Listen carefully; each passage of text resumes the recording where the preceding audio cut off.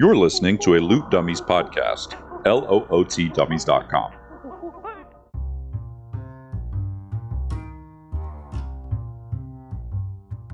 Welcome to Dungeons and Dragons and Dummies, a weekly podcast following a group of friends as they battle across a homebrewed world called Antiriath in Dungeons and Dragons 5th edition.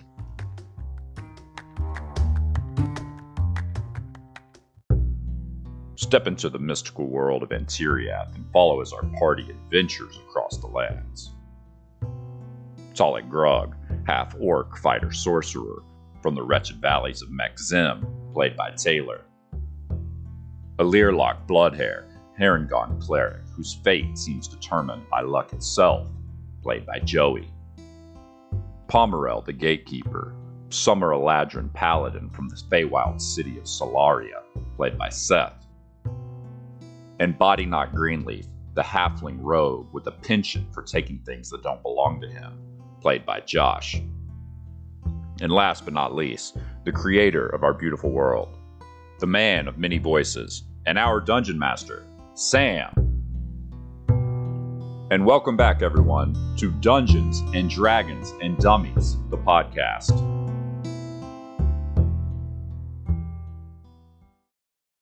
Hello, everyone, and welcome back to the show. Thanks for joining us on this epic journey.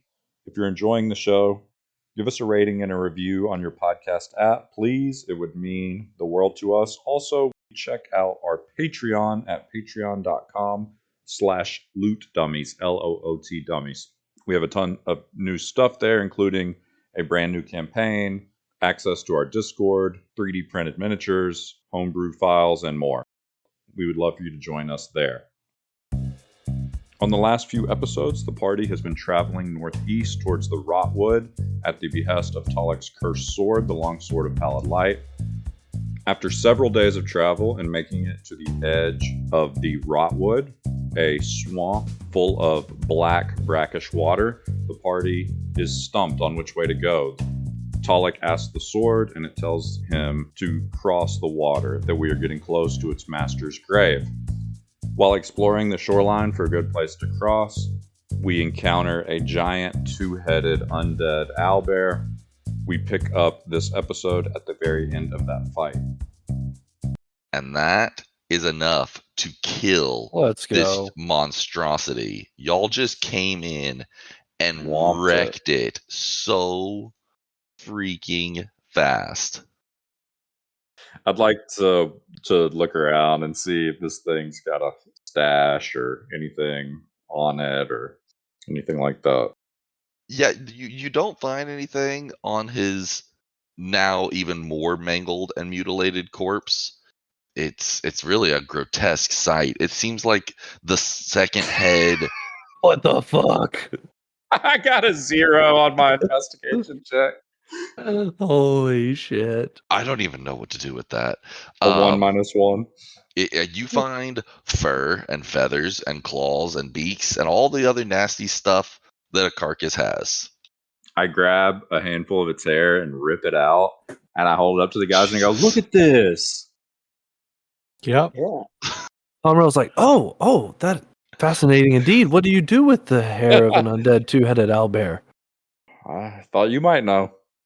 Make a coat. No, we typically take these creatures and put them in a dark place where nobody can see them. Yeah, all right, So man. creepy. They're unpleasant to the eyes and the nose. Oh yeah, this thing's real stanky. Pomerel is quite delighted by this entire series of events, and he's just like, Talik, is this where you're from? No. I've never been here. Oh. When you hit him, what was all that light and all that? That's your god or something? I don't know. I don't know. I just do things. All your people do that? No.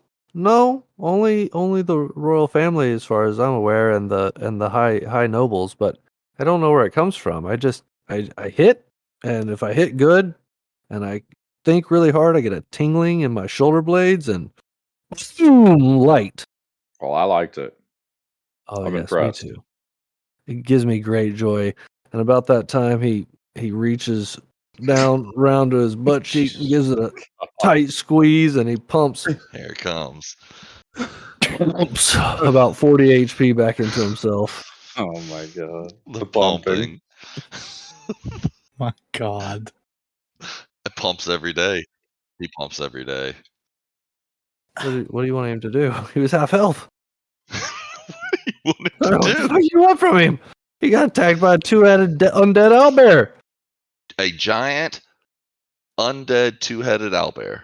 That is, by the way, I want to point out, Is that I homebrewed? swapped it from skeletal to undead because I think Mhm. it should have flesh. Other than that, this creature is an official D&D monster. I was looking for like undead to drop in the Rotwood, and I was like, what did that just say?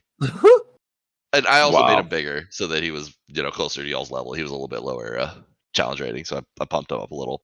But I was like, there's no way that a skeletal two-headed owlbear is a official D&D monster. I think it's from a campaign or something, but I was still like blown away, so it That's had to awesome. come into the Rotwood. So we can go back to exploring. We're working across the coast into this little inlet. Are we seeing what we saw on the map for some degree? So yeah, you definitely feel like you're coming around a horn as you're walking around. The shore is on your north side, and as you continue to travel, the shore shifts to being on your east. By the end of the day, the shore is actually on like your southeast side. Okay. But that will take us all the way around to the end of the day. Before the end of the day and we run out of light, do we see any spots that seem like easier crossings or still too far to see? It's still too far to see across. I was looking, and the farthest Okay. you can see across water, if you get up like 100 feet, you can see up to like maybe a little over 10 miles. But as foggy as it is here, I'm not sure that you'd be able to see across, even if you could get enough altitude. And it's more than 10 miles according to the map. Okay. As we start to make camp, I'm looking at the map and I'm going to holler out to the other guys, and we're all kind of sitting around. And I'm like, okay, well, so far the map is fairly accurate. So if this map is close to accurate, I think in the morning we're going to be at the best spot to try and cross. And I'm kind of drawing with my finger across like here, so just straight northeast on this smallest part of water that we can see on the map, which is still looks like 10 miles ish because the hexes are what, 25. The hexes are 25, and that's So that's I mean, actually it's almost the like full 20 width of a hex. Yeah, right it's like there. 20 miles. Yeah, we'll say it's 20 miles. How many hours worth of travel is 20 miles? On foot, we've been doing a hex with an 8-hour day. With the horses, you can move 2 hexes in an 8-hour day. The reason we're only doing 1 hex right now is because you're in the woods, so it's difficult terrain, so you go back to 1 hex a day. Sorry, that was a lot to describe. Swimming is going to be as slow as walking. I mean, you'd literally have to swim for 8 hours to cross it. So you'd have to make con checks. I'm trying to think through how we do it. You'd have to make con checks, I'd say at least every minute. It's a tough thing to do mechanically. I would really like to go back to my original idea, which is fashion some sort of raft. Before we do that, I had a little chat with Lady Luck last night, and do you want to walk on water? Yeah, sounds great. Now, the trick is, I have to recast it every hour, right? And I can cast it. Let me do some quick math here. I can cast it exactly 8 times, right? But we do How that. many people can you affect? I'll with be it? spent. Everyone, up to 10 creatures, within 30 feet. Okay, well, what if we just start swimming and then if we can't take it anymore or something weird happens, which I'm sure it will, then we could try that. Oh, yes, I like that idea. We would all be moving. an increased walking speed of 10 feet from my aura of alacrity How long does that last? until I die. Wait. So you are always sped up just a little bit? Yeah. And it affects your animals? Your walking speed increases by 10 feet. In addition, if you are not incapacitated, the walking speed of any ally who starts their turn within 5 feet of you increases by 10 feet until the end of that turn. Okay, so if you had a horse buddy walking right next to you, you could have Yeah. one of them on each side of you and easily do that. Yeah. So what is that, an increase of your speed? It'd take you from 60 to 70, so that's like a 16% increase. That sounds right. Okay. So I would say that would shave an hour off, so it'd only take you 7 hours to cross. Okay, we're getting somewhere. And anyone within 10 feet of me, I don't know if this could come into play in the water, but just a reminder, anyone within 10 feet of me at all times, as long as I'm conscious, cannot be frightened. Okay. What is the spell that you're talking about that lets you walk on water? It is Water Walk. Oh. What a creative name. Man, all right, we're getting into some high level D&D, my boys. Mm-hmm. I assume It's it all lets gonna you kill us, but walk on it as if it was harmless, solid ground. It's not going to be difficult terrain to walk on it if there's nothing weird like that. so what are you saying? You can cast it twice at 5th, 3 times at 4th, and 3 times at 3rd? Is that Yeah. okay? Anywho's, Yeah, so I can cast it 8 times. If needed. Pomerel just looks at Alirlock and he goes, I knew I liked you, fuzzy man. Fuzzy Man. All right, let's do it. In the morning, we swim. In the morning we swim. Wow. Are we at camp? I take first Yeah. rest. Yeah, that can be a camp. Take first rest. Pomerel gets all the food and water laid out, and then as he's standing there cleaning his armor, he, to no one in particular, sits there and goes, walking on water. Such an exciting world the material plane is. I do wonder, though, should I do it as I am now, or should I put my armor back on? I don't want to fall in the water with my armor on. Surely, Mr. Learlock would not allow me to fall in the water with my armor on. Decisions. And you're saying that just like monologuing? Yep, in the nude in front of my tent cleaning my armor. I'm munching on my Amazing. Limbus bread, scrubbing all the muck off my armor, and trying to get the owlbear stench out of it. Limbus bread, canon. Oh yeah, didn't we have a whole discussion about it? Yeah. Did we? Mana, Limbus. It's a cross between Mana and Limbus. Old Testament and J.R.R. Tolkien. You know, they intertwine. They are each other. Okay, so y'all wake up the next morning. Let's check the weather, just for Fun. for what it's worth. See how your journey's gonna go. Very curious. The scribe is slightly inebriated and attempting to write all this down. Oh, could be a fun recap next time. Okay, so the weather is a little bit warmer today. It's 55, which is nice if you're gonna go out on the water. And everything else is perfect. The wind is still, the water is calm, the fog it's pretty foggy in the morning, but you can actually see daylight through it, which is a rare treat here, and there doesn't seem to be any rain. If you're gonna go, it seems to be as good a day as any. So this has a ritual mark next to it? Ritual casting, that's using no spell slots, right?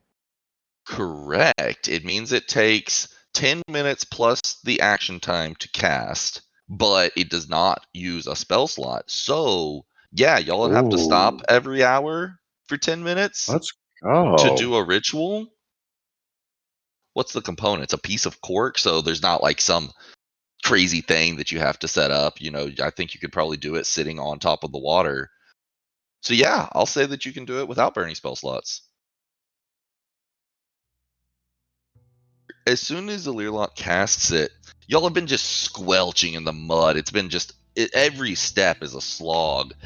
And immediately, as soon as he casts this spell and finishes going through his ritual, you take your first step and it's just clunk onto solid earth.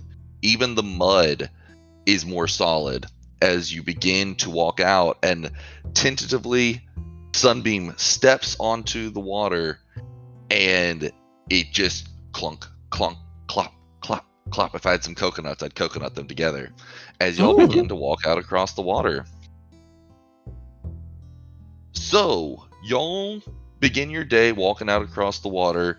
Like I said, it's very still. After the first hour, the Learlock sits down, does his ritual, and prepares everything, and casts it once again. Continues on. By this point, the fog has burned away, and you keep walking.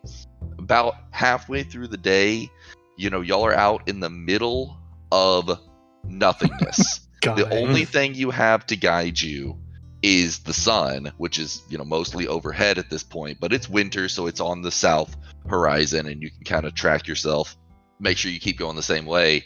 But it's just eerie, right? There's nothingness in all directions, and it continues to be still. Like there should be swells, right? Like even in a big lake like this, but it's just still and flat and calm. Every clop ripples out. I imagine you guys aren't talking at all. You're just silent. Have a lump in your throat as you're standing over nothingness. It's just black darkness below you. Eventually, you see off in the distance, you're not sure if it's a mirage or a wave or something, but you think it might be the shoreline coming into view. As you're starting to think about that, you get confirmation because you hear the sound of a squawking bird. Unfortunately, it's not the almost pleasant squawk of a seagull. It's the heinous croaking of a raven or crow. More of them begin to come out, and they actually begin to fly and circle around you guys. As you get closer and closer, you actually find yourself getting pretty close to shore. You can see it now. It's off maybe, a few hundred yards from you, when you get an uneasy feeling. Bubbles start bubbling up from the water around you. Just a few random interspersed, just bloop, bloop, bloop, bloop, bloop, bloop, bloop, bloop. Y'all go ahead and all make me your perception checks for the day. Oh my god, 13. 14. 24. Oh, body. 9 for Pomerel. You're trying to look down the water, and it's murky black, but you see these little bubbles, and something's not right. You get an uneasy feeling in your gut.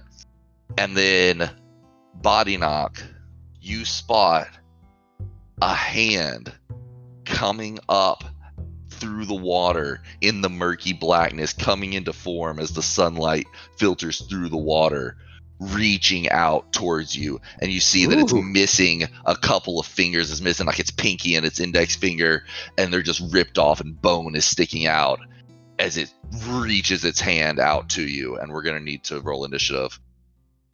Ooh. And as dramatic as all that was, I want to show you guys the epic boat that I made that y'all didn't get to because y'all are very clever and creative. Yeah, that's why. Oh yeah, I love it. Oh, I love the front of it. That's so cool. Y'all aren't doing this on a boat. Y'all are just walking on water. Joey, I need you to roll me a d6. I don't like that. I'm going to roll a real d6. Okay. Someone has stolen my d6s. Okay, d6. Mm-hmm. 4. 4. Okay. So this happens about 40 minutes into your spell. So no risk of the spell running out Oh, during God. this combat. Could have Hate been that. scary. Imagine. Oh my god. We're gonna need initiative, boys. This is creepy. Great job setting the scene. You got me creeped out there. I rolled it, but I can't remember now. I think it's like 21. You rolled a 21. 12 for Talik. Oh my 13. God. 7. The curse of the paladin. Rolled low all day. I've got some good news for you guys. Is that they rolled really bad too, for the most part. Almost. They? Yes. So, after you spot that first hand for dramatic effect that kept y'all from getting ambushed, the rest of them surface as several zombie heads pop up out of the water, almost just buoying themselves with their bloated selves and floating towards you across the top of the water. This is sick. We're walking across this water. Okay. Once again, we are going to be starting with Body Knock. Yay. 500 people. What's our movement on? I think Jeffrey's 40. Let me double check here. That's like 10 fucking turns. But you can dash on your mount too, so you can double it. For this particular round, since you're next to Pomerel, you're going to start with an extra 10. He's a good boy. So yeah, he's got 50 for this turn. 50. Does the dash double it to the 50, or did I just did it at 40? It doubles the 50. Yeah, he'll Oh, you can 100. go 100 this turn. Do you guys agree on this move? Yeah, let's get the fuck out of here. All right, we're scooting. I'm going to slap Jeffrey's behind and say, "Onward, Jeffrey." Onward, Jeffrey. Okay. And I'll use the dash too to go with the full 100. Let's see here. There are no zombies right on you, so you're not going to take any attack opportunities or anything. You can slip right through. Okay, cool. And that just takes Jeffrey's action and movement, so you've actually still got an action. Okay, I'll turn around then, and I'll take a shot at the closest zombie to me at this point. Okay. Oh wait, I can re-roll that. Fuck yeah. Not one. Yeah. That's 27. That's a good Jesus. turnaround. Okay. Medium size, I'm guessing. Yeah, medium. Okay. Yeah, they seem to be humanoids. That's gonna do 6 damage. Okay, that will not kill this zombie. It'll just sink, just fuck. Arrow hits him. That shall end my turn. Okay. Alright. It is the zombie that is right next to Talik and Alirlock. So it is going to reach up and try to, of course, grab Alirlock to pull him off. I need a contested athletics check. You may also roll acrobatics if that makes you happy. I'll do athletics. Okay, I'll tell you he got an 11 total. 24. Nice. Okay, all right. So you bat him off without any trouble. That's his whole turn. It is the next one that just got hit by an arrow, and he is actually going to just swim after the guy that just hit him. Let me double check. I think they're slow to begin with. Yeah, so they only have 20 feet movement. So even with a double move, he only moves 20 feet towards Body Knock. Alirlock, it is your turn on the back of the horse. Man, I don't really know what to do here. I'm going to cast Bane on... Surely they're not super beefy. But who knows? These could be, like, different. I'll let you make a religion check on what you know about zombies in general, if you would like. Sure. 16? 16 is pretty good. You know that they are surprisingly, that they are hard to kill. I guess not surprisingly, that's kind of a feature of zombies, is that mechanically they actually have a decent pool of hit points, even for basic ones, but they're slow and very easy to hit. Gotcha. Well, given that information, I'm just going to cast Bane at... Which one allows me to do... Yeah, so I can cast it on 4 creatures, casting it at 2nd level. I need to make a charisma saving throw of 16.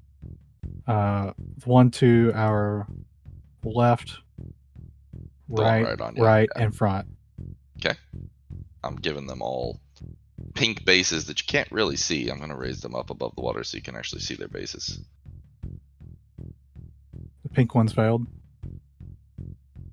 I haven't rolled for them yet, actually. But those will be I see. targeted, right? What's the roll? Charisma 16. Oh, we might. I'm sure They'll they have very probably high all fail. charisma. Yeah, first two definite fails. Second two, one of them could have passed it, but his negative makes him fail it. Awesome. Okay. Baned up. I'm baned up. They won't let me out. And then I'll, as bonus action, cast Spiritual Weapon and smack this guy next to us that tried to grab me Sure, sure. for a 27 It's only natural to want revenge. and 6 damage. 6 damage. Okay, all right. That's a turn. Talik, your turn. I'm gonna be like, ah, when I see it reach up and try and grab a Lairlock and take the sword and swing down at it. Oh, okay. Because I'm gonna take an AOO anyways. Yeah, if you don't get a nat 1, it's a hit. I'll just tell you right now. So don't even bother telling me. You got to roll it for the nat 1, but Okay, I hit 8 damage. Are they immune to necrotic, or do they take necrotic? Would I know that? it seems to take the necrotic. It seems to leech its life into the sword. 12 total damage to that zombie.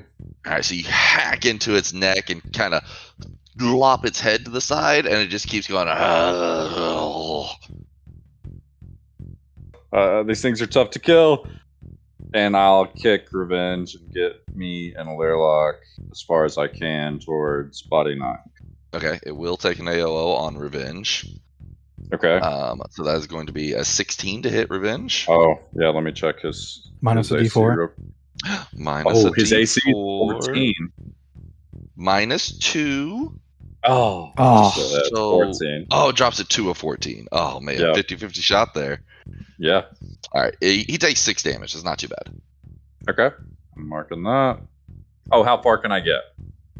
You've got the bonus from him, so you can go 140 feet. Okay. I can still do that even though Talik took an action. I'm refreshing myself. Yes. Yeah. Your horse can take one of 3 actions. Okay. Dash, dodge, and disengage.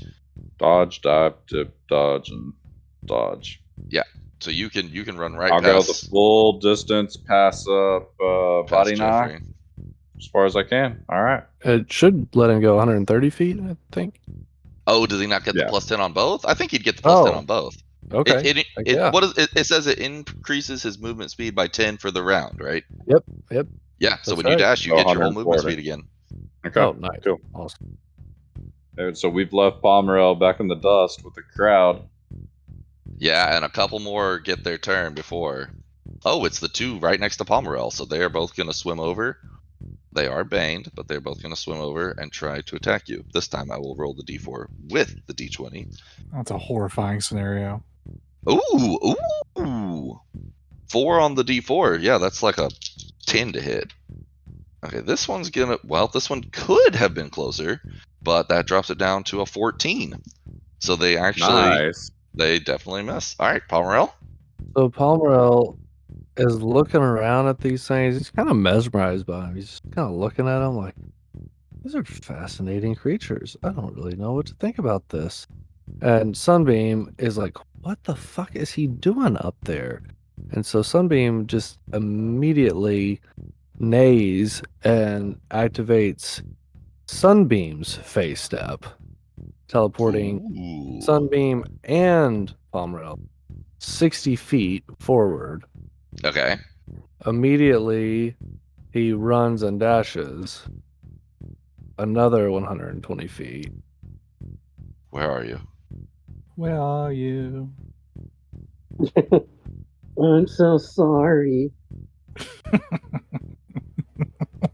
Cannot sleep. I cannot dream tonight. It's still going.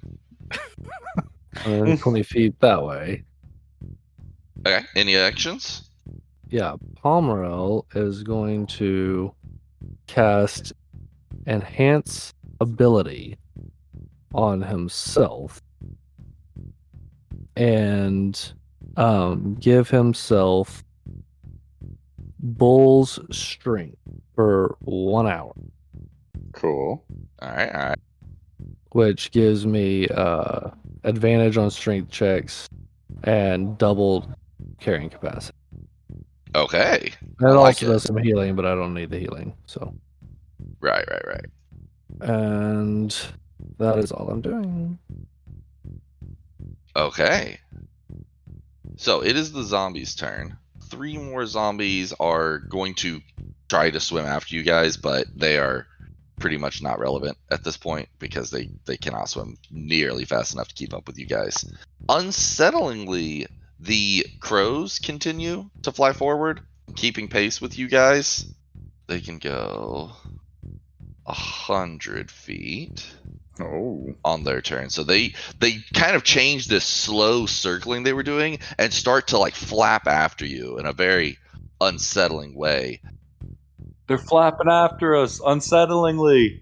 Unsettling flapping. Okay, and then the other thing that happens, hold on just a second, is hands continue to come floating God. up through the water, as you might have suspected. Fucking zombie horde. And more zombies come floating up, trying to get to you guys.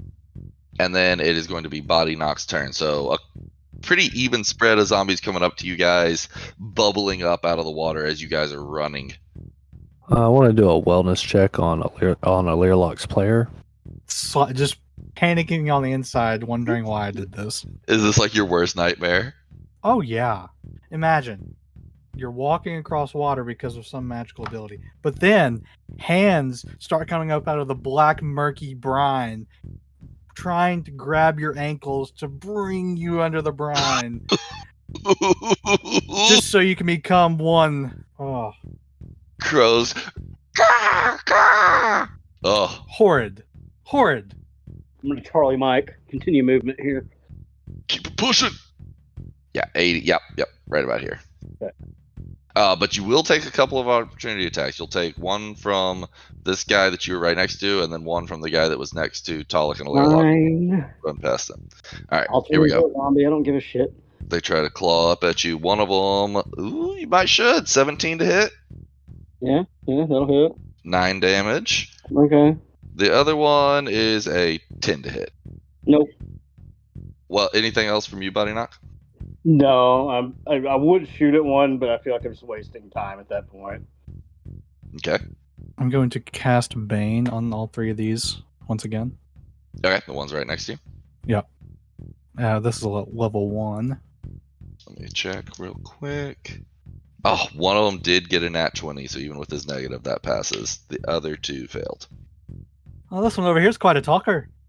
And we'll say this one right next to the ones that succeeded. All right. My spiritual weapon way back there, as we got out of range, it just evaporated. Okay. So that's no longer a factor. Oh, I'm so dumb. So dumb. My turn's over. Okay. Wow, that was a lot. Are you okay? Yeah. Just a cleric with turn undead. Oh, I see. All right, Talik, it is your turn. All right, I'm going to swing at this one to my left that's behind us and take off running. I imagine I kind of like swing as we take off. Sure. Yeah.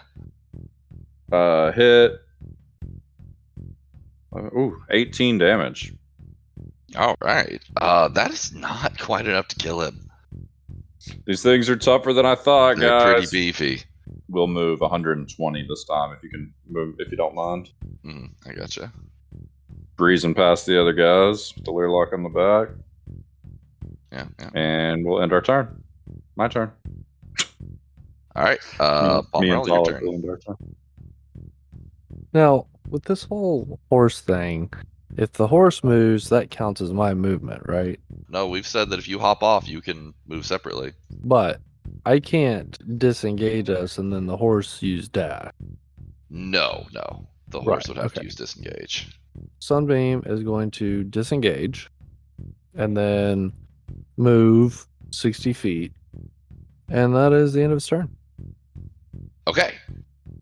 Bunch of shit's gonna happen. Okay. First things first.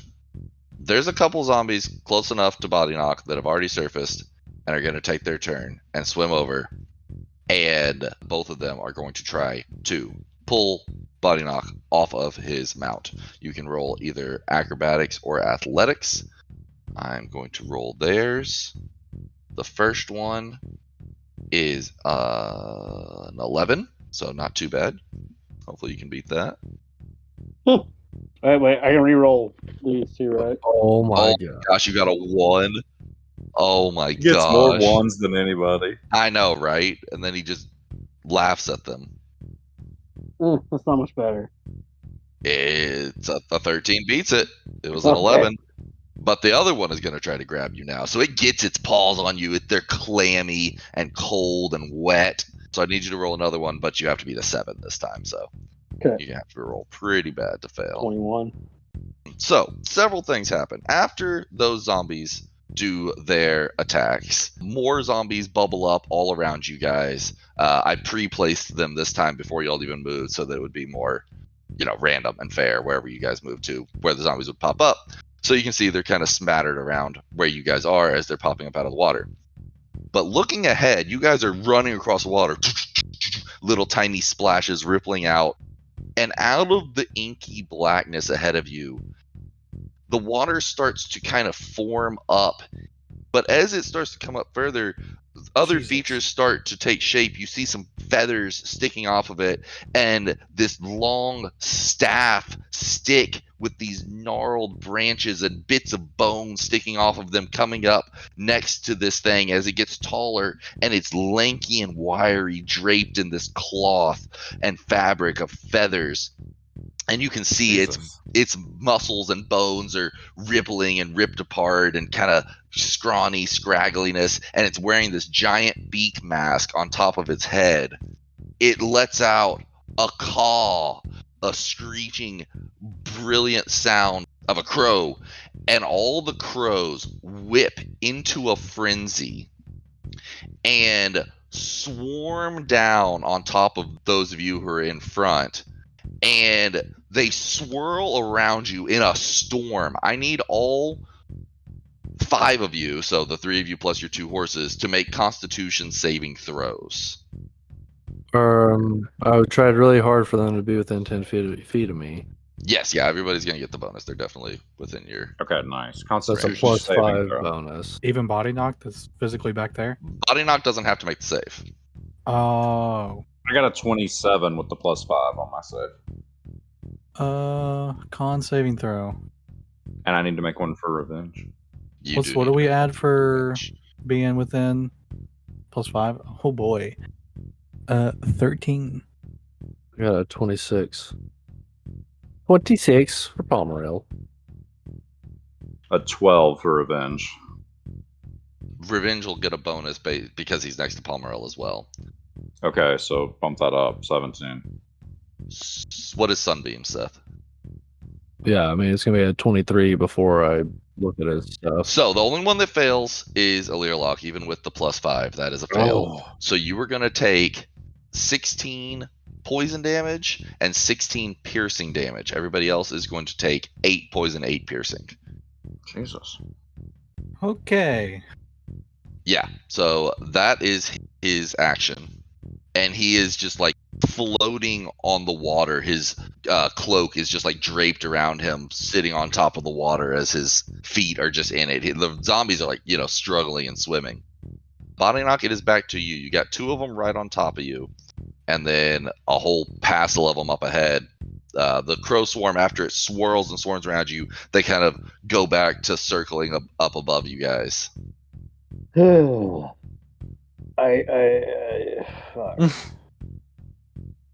I guess I'm just gonna keep running, man. Okay, into the madness. Yeah. Okay, so these 2 will get an AOO unless you want to use a disengage action. Wait, yeah, I will since I'm not shooting at him. I'll use disengage. Okay, you'll have to use Jeffrey's disengage since he's the one moving. Then he can't get the dash. Then he can't get the dash. So do you want to move 50 and not take any AOs, or move 100 and take some? I'll take my chance if Okay. they hit. All right. So you're gonna run 100. I'm trying to get you as few impact. Do you want to run out to the side, or do you want to run? Yeah, let's do that. That looks like that's closest to the closest point of That's shore true. anyway. It does look like it's headed more towards the shore. Okay. So you run out to the side. So you're only gonna take these two. Of course, they're both the same roll, and it's a 21 to hit on both of them. 6 damage and 9 damage. So you take 15 total damage. Nice. Yeah, I think that was probably the right choice, honestly. Get the F out of there. And then you still have an action. I don't really need one, I guess. Yeah, I'll just end turn there. I mean, what can I effectively even do? I mean, Moral I'm just support. giving you the option. Yeah, I cast moral support Mm. in my turn. Okay. Leerlock, it is your turn. Okay. I am going to cast Turn Undead with Channel Divinity. Each undead creature that can see or hear me within 30 feet must make a wisdom saving throw. If the creature fails its saving throw its turn for 1 minute or until it takes any damage. So, quite a pass level. Okay, and I believe there's some additional stuff at higher levels, right? Yeah, there's a Destroy Undead. Well, it's only a certain challenge rating, which I'm sure these may be above it. I don't know. These guys are just zombies. What is it? CR1 or lower? They are below that. So let's see. Let's see what happens. Yeah, zombies just have a ton of hit points. Otherwise, they're not that scary. But yeah, so all 5 of these are gonna have to roll. Starting with the one kind of like right behind you, and we're gonna go clockwise from there. This might get a little confusing, but first one, 2 on the die. So he just dies. He is just instantly destroyed. Next one, also a fail. I imagine them just like burning up into a holy light, just singeing them from the insides and purifying them. Okay. Yeah. All right. What kind of save was it? Wisdom. So that's a 14. So that's a fail. That's also a fail. Last one. Also a fail. So literally all 5 of these that are within the range all die. Let's fucking go. Yes, Alirlock, show them your power. Love it. Okay. So yeah, they just and they kind of turn into like husks of like heavy sodden wood and just sink to the bottom. Lovely. That's my action. Bonus action, cast Spiritual Weapon on top of this Crow Master guy. Okay, sure. Yeah. At 2nd level, just to be annoying. Oh yeah, 27 That'll definitely hit. and 6 damage to that guy. Okay, all right. Got some damage on him. And that's my turn. All right. Talik, your turn. I don't like to look at that guy and throw a motherfucking fireball over there. Oh, God. Fireball. Now, do I give them advantage on their saves since they're literally soaking wet? That's the question you have to ask yourself. You don't really have to. I'd give it to you guys, wouldn't I? It's a Dex 15 save. Dex 15. Okay. You do get this other zombie. I'm going to roll his first. Dex 15. He fails, damn it. Alright. Time for Crowmaster. Crowmaster. Oh my gosh, he rolled a 15. Is his Dex positive? It's not! He's got a 0 Dex. He fails. Alright. 33 fire damage. And I did give him the advantage. And you still got Pretty damn good roll. Okay, yeah, so the zombie dies. The zombie, you just blow his head off, and then he sinks under. Let's fucking go. The Crowmaster does not die. Shocker. And I am going to continue running away, even from now that the Crowmaster is here. Oh, shit. I can move. Oh my god. Shocker. Yeah, I really thought that was going to do him in. So we'll move our full dash action with Revenge, me and Alirlock. 120 feet towards the shore, and I will end my turn. Okay. Y'all are getting pretty close to the shore now. You're only like maybe another 100 feet from the shore. Pomerel? Sunbeam erupts forward in a blazing burst of aggressive charging speed straight at the Crowmaster. All right. He will attempt to trample the Crowmaster. Ooh, okay. So I hit him. So that'll be 2 damage, but it Hell must yeah. make a Hell DC yeah. 14 strength save or be knocked prone. Okay. He got a 20 total. That's unfortunate. So he's going to take the AOO, and Sunbeam is going to attempt to run another 70 feet away. Yeah, he'll try to smack you with his staff. Oh, 13 to hit. Oh, miss.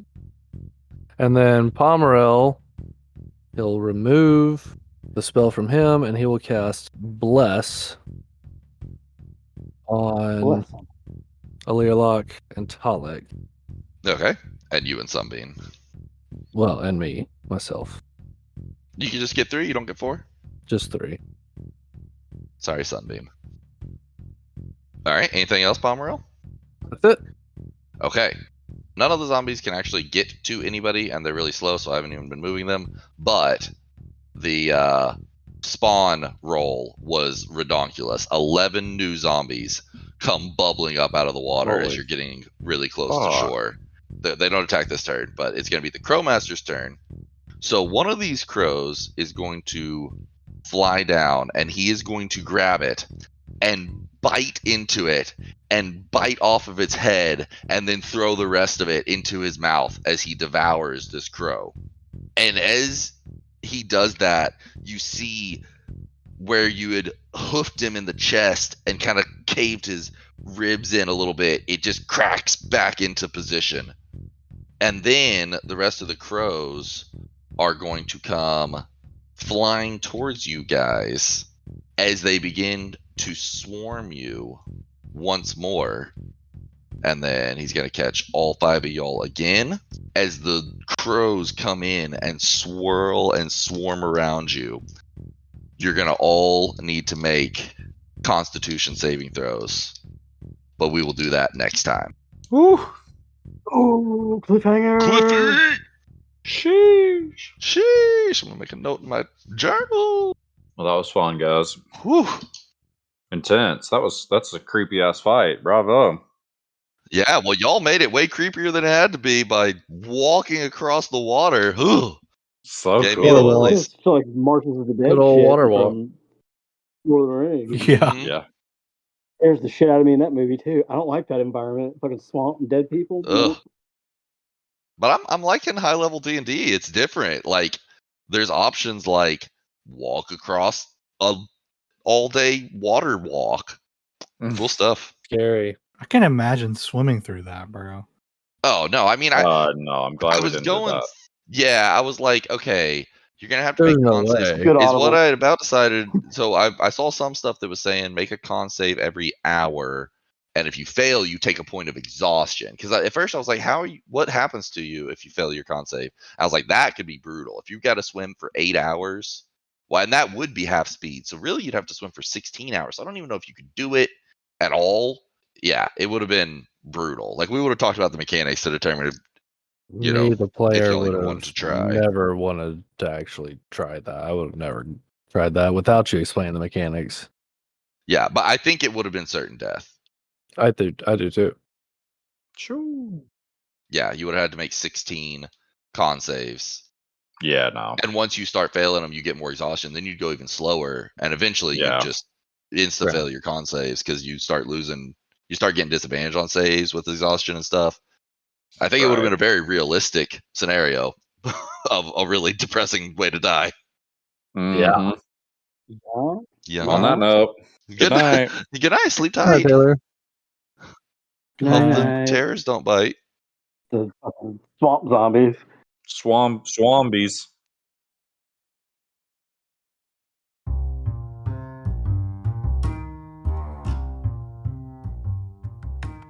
Find out what happens to our party next week. Check us out at dndndummies.com. And please leave us a rating and a review on your podcast app. It would mean the world to us. Oh yeah, this thing's real stanky. And not like a Slim Jim stanky, like a bad stanky. Snap into a Slim Jim. A Slim Jim stanky? Is that some kind of like...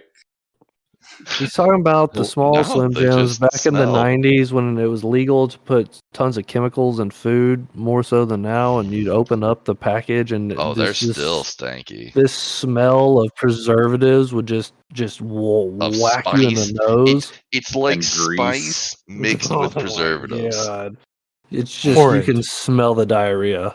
Horrid. You can. It like activates your bowels when you smell it. It's incredible. Anyways, it doesn't smell like that. It smells bad. Decomposition. In contrast to what we just described, the owlbear smells bad. Owlbear smells way worse than that. Wow. Wow. Raising the bar.